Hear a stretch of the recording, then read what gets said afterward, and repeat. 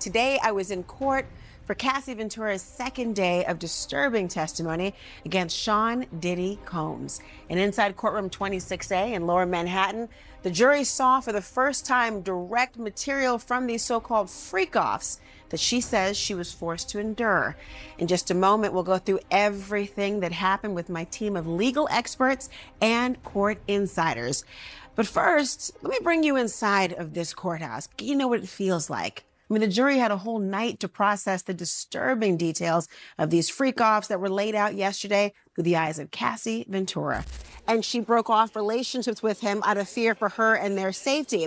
We also heard about her desire to go to her mother, that she wanted, after a severe beating, to go home to her mother. Instead, security guards and assistants brought her ice cream. And then there was a very emotional moment as she described her opioid addiction, for which she later received rehab and trauma therapy, that she one day came home from filming a video shoot, had a particularly triggering experience, turned to her husband in the home with their children and said, "You don't need me. I don't want to be here anymore. You've got this without me," and tries to walk out into the street and run incoming traffic to commit suicide. Her husband wouldn't let her. They then talked about that all-important civil settlement for $20 million following her desire for Sean Diddy Combs to just read chapters of a book that she drafted about her experience. Casey, why? Because she said after all that time, she just wanted him to know how he'd made her feel.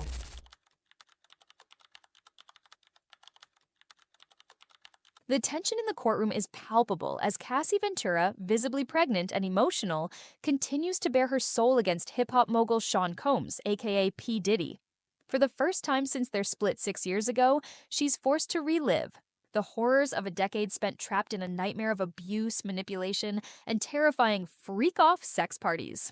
She testifies that these drug-fueled gatherings, held from New York to Ibiza, weren't consensual celebrations, but nights of relentless coercion and degradation, where co-mams wielded absolute control, forcing her to endure humiliations that left her physically sick and emotionally broken.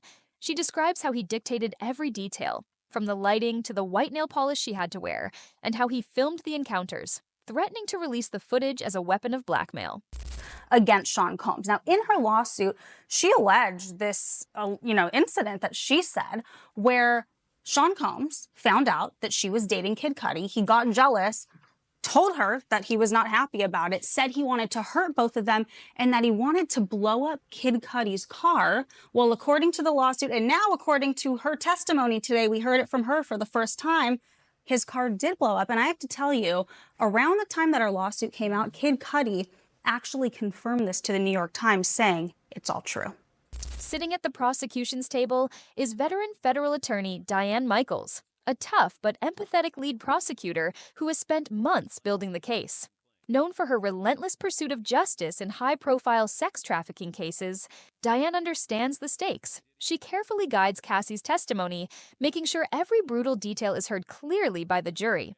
Diane's team has also uncovered a disturbing pattern of evidence, including communications between co-mams and escorts, and the damning discovery of baby oil bottles seized during raids, silent witnesses to the twisted parties that unfolded. Really, I mean, it's honestly difficult for me to listen to you lay it all out there. Joey Jackson, the attorney for Sean Combs, says that the defense has to adjust the strategy because this testimony from Cassie is going differently than they expected. What do you take away from that? Well, I take away from that, Casey, is that they have a lot of work to do. And certainly this is a relationship that was extraordinarily complicated. It appears that he was abusive. He was broken. He was shameful. Should be humiliating to him. And it appears that crimes were absolutely committed as it relates to his conduct, with Cassie. Assault, aggravated assault, menacing, right? Threatening, all these things. The issue, I think, is that in their cross-examination is you're going to have to hone in whether or not they were federal crimes. Across the courtroom, Combs' defense is led by a composed and strategic attorney, Marissa Hall, who specializes in dismantling high-stakes accusations. Marissa's approach is to humanize her client, portraying him as a flawed family man, caught in a misunderstanding blown out of proportion. She sits beside Combs, whispering legal advice and coaching him to avoid eye contact with Cassie to prevent any perception of intimidation. Marissa plans to push hard on the argument that the parties were consensual and that the prosecution's case is built on hearsay and coerced testimony. Leverage, that's the word she used, leverage Diddy had over her. She said that leverage came in the form of blackmail, those videos specifically of the freak-offs. She testified that Diddy threatened to release them when he got angry. Cassie said, quote, "One time I dated someone else, and that is what it was all about. I'm going to put out 2 embarrassing videos of you. He just wanted to hurt me." Now, Cassie's direct testimony is actually now over. The defense, though, they're going to get their chance to cross-examine her and go into the details again tomorrow morning. I want to begin with CNN entertainment correspondent Elizabeth Wagmeister, who you and I have been bosom buddies in this court. We've been sitting next to each other watching it all go down, and you have a unique perspective on all this and the coverage you've been doing. Behind Combs, his mother Janice watches stoically, embodying the family's support during the trial's darkest moments. Her presence is a calculated move by the defense to soften his image in the eyes of the jury. Alongside her, Combs's teenage daughters sit quietly, absorbing the surreal and painful details of the trial, a harsh awakening to a side of their father they never knew. Family friend and counselor Dr. Elena Ramirez has been brought in to provide them with psychological support, aware of the heavy burden they bear. And if they're federal crimes, it's one thing. If it's state crimes, then it's quite another. Yeah. Ellie, as a former federal prosecutor, do you think the prosecution got the most out of this testimony? Oh, for sure. I think Cassie Ventura came through as the perfect witness, given that, especially that she's the star witness. I mean, based on Laura's description and what others who are inside the courtroom have said, she gave testimony that was credible, that was believable. She painted a sympathetic figure. It doesn't hurt, by the way, that she's extremely pregnant. And also, importantly, her testimony was backed up, was corroborated by video, by text, by emails. That's exactly what you want in your star witness as a prosecutor. Really, really tough stuff. Laura Coates, Ellie Honig, Joey Jackson, thank you all very much. Also expected to testify soon is Mia, a survivor who is asked to remain anonymous for her protection. Her upcoming testimony could expand the case dramatically, as she's reportedly ready to corroborate Cassie's accounts and shed further light on Combs' alleged exploitation and trafficking network. Outside the courtroom, advocacy groups for survivors of domestic violence and trafficking rally support for Cassie and others, turning this trial into a wider conversation about power, abuse, and justice in the entertainment industry. So did Diddy. Much of Cassie's testimony today described the extent of the abuse she went through. She testified about having to hide under a toilet to get away from Diddy. She revealed getting a gash by her eyebrow after he threw it into a bed frame in front of her friends. She said she got stomped in the face on the floor of Diddy's Escalade for the duration of a ride home. And she claimed throughout their time together that she felt, well, powerless to make the choice to escape. Now, to make her point, Cassie talked about going to a hotel when Diddy beat her after a party in Los Angeles. She said she didn't want to stay, but felt she couldn't leave. She testified, quote, "It was not safe. I didn't have the resources I needed to get out and move, to get out and not have anybody stop me." Legal analyst Marcus Reed provides ongoing commentary for viewers, breaking down the courtroom strategies and what each new revelation means for the prosecution and defense. He notes that while the jury has shown little visible reaction so far, the emotional weight of the testimonies could slowly chip away at Combs' carefully crafted public persona.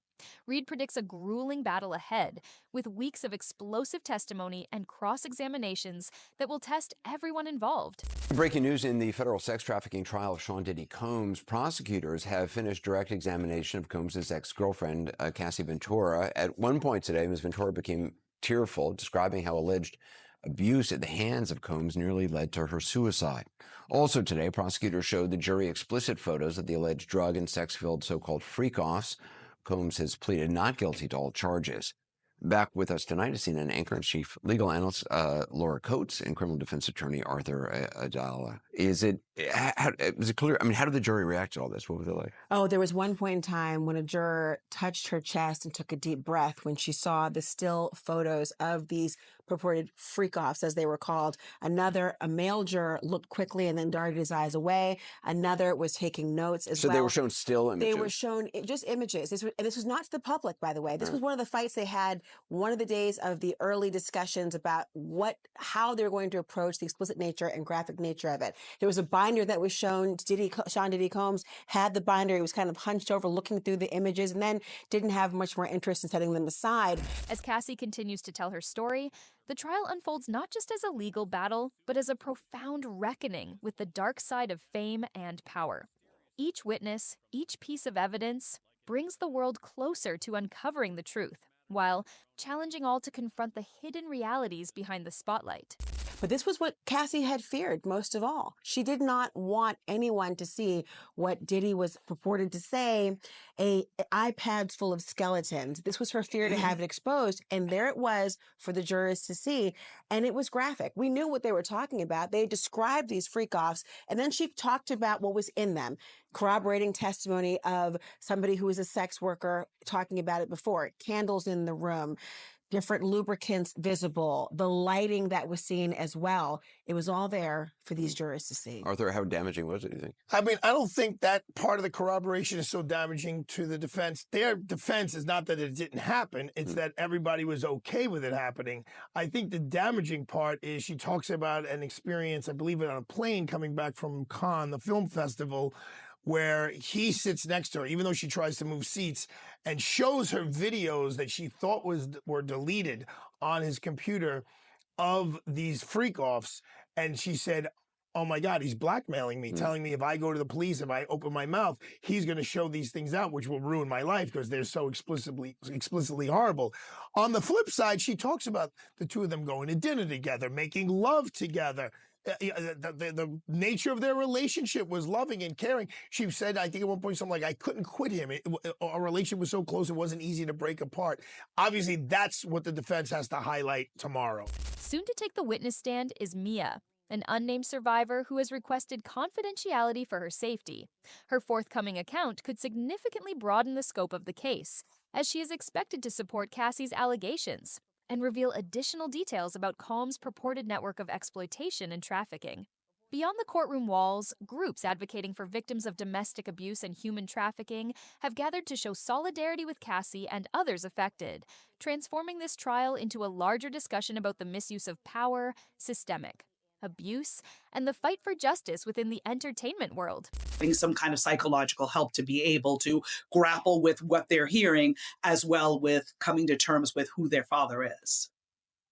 Absolutely. And do you think that helps his, because I'm still just confused as to why have a 17, 18-year-old there listening to this? Do you think that does help his case for the kids to be present during this time? Because they could be present when other people are testifying, but knowing that this is what they were most likely going to hear, the defense knows what Ms. Ventura was most likely going to say. I'm just trying to figure out, does it help? Is the reason why they're there because it makes Mr. Combs look better? Because on the other end, some people are saying, hey, this is making him look worse, that this is all being put out on Front Street while his kids are sitting right behind him. Yeah, I don't know what the defense strategy was on that in terms of how they thought that this made the most sense. Veteran legal commentator Marcus Reed offers continuous analysis, helping audiences navigate the unfolding courtroom drama. He highlights how the jury's restrained demeanor masks the heavy emotional burden these testimonies impose, and suggests that the mounting evidence could gradually erode the polished image Combs has long maintained. Reed foresees a challenging legal showdown ahead, with intense testimonies and rigorous cross-examinations, putting everyone involved under immense pressure. And from inside the courtroom, from what I'm hearing, Mr. Combs and Ms. Ventura, they have not made any eye contact during Cassie's hour-long testimony. Do you think that there's a reason for that? Do you think that his defense attorney is telling him, hey, you're being watched, the jury may be looking at you to just look straight ahead or to look down? What do you think the reason may be for that? As Cassie's narrative unfolds, the proceedings evolve beyond a mere courtroom contest into a profound confrontation with the darker facets of celebrity and influence. Every individual who testifies, every shred of proof introduced, brings society one step closer to uncovering the hidden truths, prompting a collective reckoning with the uncomfortable realities that lie beneath the glamorous surface.